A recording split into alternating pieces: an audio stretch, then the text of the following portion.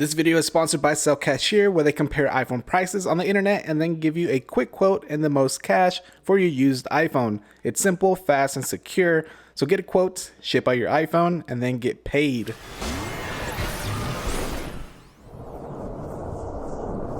What is going on, guys? Joel here, back with another video, and with many of you starting to use iOS 11 since it just dropped, I wanted to give you 20 plus new features worth knowing about. Now, before we do get started, make sure your device is compatible to run iOS 11. So if your device is shown here on screen, then you are good to go. Now, every time I update to a new version of iOS, I always do a fresh install, meaning I clean up my device, I format it, and then start fresh. That way I don't have any bugs or anything like that. So I recommend doing that. And that brings me to my first thing, is setting up the device. It has gotten a lot easier now. So when you start your device all over, you do a restore on iOS 11, you will notice if you bring up a device next to it and you just hit the home button here, it will now give you the setup new iPhone screen on your other device. So you just hit continue, it'll show your Apple ID, and then you just hit the little continue button there, and now you get this screen. So kind of like on the Apple Watch, it'll have you position the camera over there, just like that. And now it says finish on new iPhone. So this is gonna keep all your information from your previous device and throw it all over to your new device. All you gotta do is enter the passcode from your old device. Once you enter your passcode, all you gotta do is connect to a Wi-Fi network. Make sure your device does stay near your new device that you are setting up iOS 11 on. Once you do that, you just select the backup and all that good stuff, and you'll be ready to go. So setting it up has gotten a lot easier now with iOS 11. So when launching iOS 11 for the first time, you'll probably notice that there is new icons for the Contact app, also the Maps app, and the Calculator app. Alongside that, we have the icon for the iTunes Store redesign and the App Store. But loading up the App Store, we have a completely new redesigned app. So this is kind of a new way to discover new applications. So this is the today's view, so it gets updated every single day and see what apps are out there, things that are trending and things like that. We also have a tab for games, apps, and updates, and the search. So kind of a new way to discover other applications that people are also downloading. Now, one of the most noticeable things on iOS 11 is going to be the redesigned Control Center. So Control Center, by swiping from the bottom of the screen up, you now get this whole new Control Center with different things like toggles and also applications down here. So by going up here on the top left, you get airplane mode, Wi-Fi, AirDrop, cellular data, Bluetooth, and personal hotspots. So by tapping on one of those, you can turn it on and off on those toggles. On the top right, you also have your music app now, or whatever audio is playing, you will have it here. So this is your music controls, and right up top you get your different source of audio. So Apple TV, bedroom, if you have AirPods or anything like that, or Bluetooth headphones, they will display here. You have your volume slider there. Right below the little toggles up here, it's going to be the rotation lock, the do not disturb, and also right next to that you have your brightness, so you can dim down and also brighten up the screen. And if you 3D touch that, you have your night shift, so you can turn that on and off there. Next to that, we have our volume control, so you can swipe up or down on here. We also have our screen mirroring, so you can press that and it'll allow you to select the different sources of AirPlay devices. And below this is all customizable now. So finally, Apple allows you to customize Control Center with different applications. So I have my flashlight here, so I can turn that on and off. If I press and hold that or 3D touch that, you can see the different brightness. And next to that, we have our timer. You can press that and it'll directly navigate you to that clock app, or you can 3D touch it and set a timer quickly through Control Center. So all these apps, you can 3D touch them and customize them too.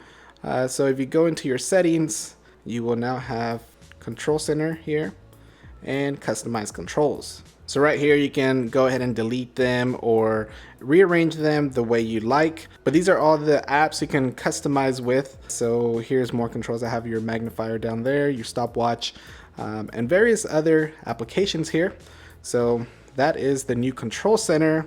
But you will notice this little icon here. This is screen recording, which brings me to my next thing that I want to talk about. So another thing on iOS 11 is that you can do screen recording. So if you want to screen record your device, all you got to do is enable that feature on Control Center, and then you can simply press that, or you can 3D touch that. And the only option you get here is if you want to do voice over audio. So I have that turned on, and then I just hit start recording, and now it will start recording. There's a countdown there, and now it is recording.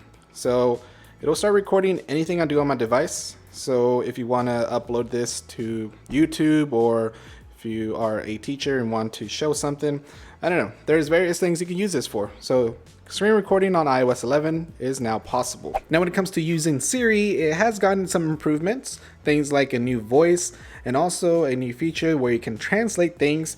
So when you say things like, "Hey Siri," how do you say "Hey, how are you" in Spanish? In Spanish, "Hey, how are you" es ¿qué tal estás? So you can translate things to Spanish, German, Italian, French, things like that with just using Siri. Now when it comes to the Photos application, we have new filters like Vivid and Dramatic. So if you are editing a photo in the Photos application, on iOS 11, we have new Vivid and Dramatic filters, as you see here. Now when it comes to live photos, we also have new effects for these. So live photos are these that basically it takes a split second before and after a photo. So it kind of is like a little video. But if you swipe up on that live photo, we have new effects. We have the loop effect here. We also have the bounce effect. So if you're going to be posting these on social media, these are really nice to look at if you add one of these effects to it. Now when it comes to the notification on your lock screen, you will now notice that you get your notifications here that have just popped up. Now if you want to see all your notifications, all you got to do is swipe up, and then you'll see all the earlier today notifications along with the past days. So that's how you see all your notifications. But when you swipe left, you still get your today's view and all your widgets and things like that. And you swipe over to the right, you still get your camera app. If I can go ahead and swipe over, there it goes right there. So you get your camera app there. Now alongside that, we also are able to access sort of the lock screen. It'll look like it. If you pull down from the very top to get to your notification center, you will see that the time pops up again along with the date, and you'll be able to swipe left again to see your today's view, and also swipe over to the right to get to your camera. So whether you are on your lock screen or if you are in an app or your home screen, you can always pull down to see all your notifications, swipe left for the today's view, or swipe right for your camera. Now when it comes to the iMessage app, we have a new redesigned app drawer. So at the very bottom, we have our apps for iMessage that you can download and send different things. But also we have new iMessage effects. So when sending an iMessage, you can press and hold the send button, and then we have our normal bubble effects. But if you click over to the screen effects, we have our new echo effect and also our new spotlight effect. Now another thing that is going to be coming out in a future update for iOS 11, fortunately is still not available even with the public release of iOS 11, but that is peer-to-peer payments. So you can send your friends through iMessage payments using Apple Pay. Now another new feature with iOS 11 is the fact that with the camera app, you're now able to scan QR codes, and you'll get a little tab up top to open up that QR code, that direct link. That's pretty cool. Something that should have been done a long time ago, of course. Now, if you are an iPhone Plus user, or if you just have small hands, you'll be happy to know that on iOS 11, you now have one-handed keyboard. Now, when taking screenshots of things, you can now annotate them. As you see here, it'll turn into a little icon on the bottom left. You can tap on that and annotate them however you would like. Then go ahead and save them or delete the screenshot or send them off. Now when it comes to safety while driving, you have this new feature called Do Not Disturb while driving, where your screen will turn black and you won't receive any calls or notifications. They'll still go through, but you just won't be able to see them until you stop driving. You can activate different settings. You can turn that feature on and off manually, or have it turn on when you're connected to a car Bluetooth, or it'll automatically detect when you are driving.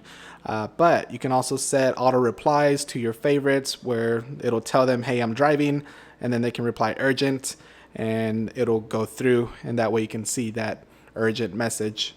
So pretty cool feature, very helpful as well to keep you safe on the road. Now there is a new Files app on iOS 11 where pretty much it replaces iCloud Drive, and it gives you a whole new file support system, so you can actually see files on your iOS device and send those out either through different apps, third-party apps that you see there. We have Google Drive, Dropbox, macOS Server, and also we have our iCloud Drive. So here you'll be able to see through different documents, whether you be on your desktop, on your Mac, or other things, but this is pretty much a new file system where you can send out actual files through iOS. Now, if you are an iPad user, the new iPad dock is something to look forward to on iOS 11, as it gives you a lot of new features and it makes it feel more like a computer. So with this new dock, it's sort of like the new iPhone 10 that is set to release later this year, where if you are in an app, all you gotta do is swipe up and then you pull up the dock. And if you swipe up even more, you pull up the multitask switcher. Here you'll be able to close out the apps by simply swiping up on the app cards. You also notice the control center is on the right side now. And when it comes to doing split screen, you do also have some new features on that as well. On the apps that are able to do split screen, all you gotta do is swipe up the dock and then press and hold on another app on the dock and just drag it over to the side. Now you'll be able to do split screen, but on top of that, you can have a floating app as well. So if you swipe another application on top of that, you pretty much have 3 apps running at the same time. Now you will also be able to drag and drop text, images, and files from one app to another when on the split screen view. Now with the Notes app, you have some new features as well for both iPhone and iPad. One thing is that you can scan documents onto your Notes application. And if you are an iPad user and you have an Apple Pencil, you'll be able to scan and sign documents, double tap on that document, and then you'll be able to write on it. Now also on the iPad, if you are an Apple Pencil user, if you go to your lock screen and tap with your Apple Pencil, it'll directly pull up the Notes app so you can quickly start writing down notes. So before we wrap up, let's take a quick look at our sponsor for today's video, and that is Cell Cashier. So if you want to upgrade to the iPhone 8, 8 Plus, or the new iPhone 10, and you have an old iPhone that you want to sell, Cell Cashier is probably your best bet, as they purchase iPhones from all major US carriers and currently only operates in the United States. But all you got to do is select your current iPhone that you're trying to sell, and then you select the carrier, or if it's factory unlocked, and then check the storage size. And after that, all you got to do is check the condition, and right then and there you get that instant quote. You add to cart if you're satisfied with it, and then you'll input all your shipping information, then select your shipping option. You can print a label at home and put it on your own box, which is the fastest way, or send a prepaid label and box for free. And lastly, check how you want to get paid, whether it be PayPal or check. PayPal will be the fastest, of course, and that is pretty much it. It's very simple to do, and it's fast and secure, so you instantly get a quote, you ship out your iPhone, and then get paid. Anyways, guys, that's gonna wrap it up for this video. Thanks a lot for watching. Now, if you did enjoy this video, go ahead and let me know by hitting that like button down below, as it not only lets me know that you enjoyed it, but it also helps the channel. And if you're not yet following me on social media, go ahead and do so. That way you'll be up to date with what is going on and when my next video will drop. And speaking about dropping new videos, go ahead and subscribe to the channel and be sure to hit that notification bell. That way you get notified when I do drop my next video. Anyways, guys, thanks a lot for watching. Appreciate your support very much. Let me know in the comments below. What's your favorite feature on iOS 11? All right, guys, I'll catch you all on the next one. All right, peace.